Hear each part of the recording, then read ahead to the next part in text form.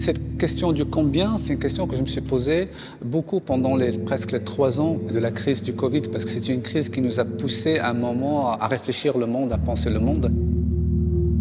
En commençant ma carrière, moi je me suis posé toujours la question de comment être artiste dans une période en crise. Donc la période en crise, moi je l'ai sentais parce que je venais du Maroc, j'ai senti les crises et les tensions qui étaient dans le monde autour de l'énergie, du pétrole, la guerre du pétrole. Mais en Europe, c'était très très difficile de poser les questions de cette période de crise. Maintenant, je pense qu'elle se pose d'elle-même. Ce n'est plus un tabou, on en parle facilement.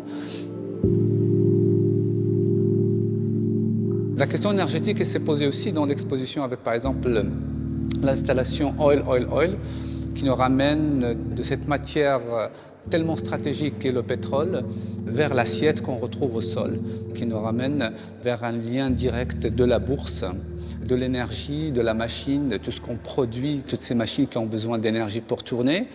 Et puis nous, à la fin de la chaîne, et cette assiette-là, c'est notre survie en fait, et qui est liée directement à la bourse en fait. Donc c'est pour ça que c'est une installation qui est suspendue, parce qu'on est aussi suspendu par rapport à cet élément qui est très très stratégique.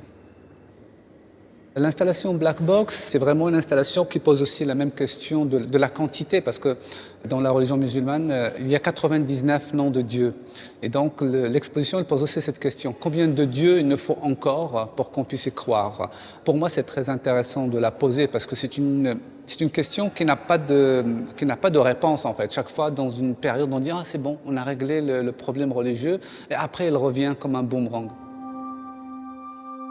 Toutes les questions que je me suis posées depuis que j'ai commencé ma carrière, que ce soit la philosophie, la religion, la politique, l'économie ou autres, ils sont toujours liés. Ils sont toujours liés, et que ce ne sont pas des questions auxquelles on trouve des réponses. Non, chaque fois, on essaie de se rapprocher de plus en plus, mais on n'a jamais de réponse. Dans la plupart de mes expositions, il y a toujours une machine. Et dans cette exposition, j'ai choisi la balance parce que la balance, c'est le marché. La balance, c'est le poids. C'est encore une fois, on revient au titre de l'exposition, on pèse quelque chose, et dès qu'on le pèse, ça a un prix, donc ça rentre dans le marché. Donc la balance, c'est ce qui fait plus ou moins la bourse.